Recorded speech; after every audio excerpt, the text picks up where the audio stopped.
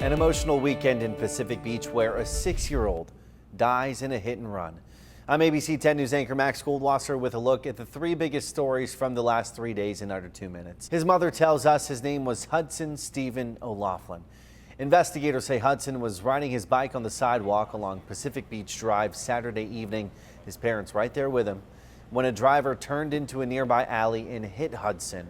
We're told the driver briefly stopped, then drove off, hitting Hudson again as they left the scene. Hudson died at the hospital. The driver, a 32-year-old woman, was eventually found in National City. And now that same sidewalk where Hudson was hit is filled with a growing memorial. Hudson's mother calling him a fearless, confident child who was full of life.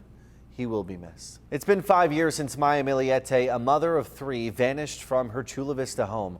Dozens of family, friends, and members of the community gathered on Saturday for a prayer hike in her honor to keep her story in the spotlight.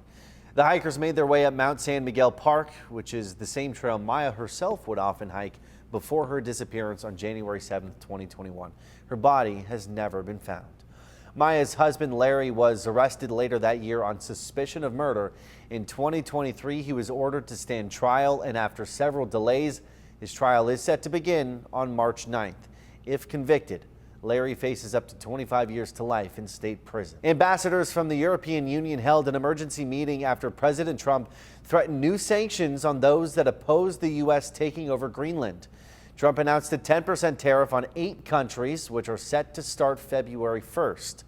Greenland is an autonomous territory of Denmark, which is a member of NATO. Any American military move on Greenland could trigger Article 5 of the NATO treaty, which says an armed attack on one NATO territory is an attack on all.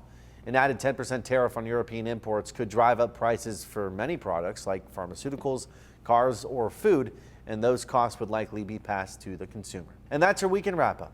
Here's to a fine week ahead in America's finest city.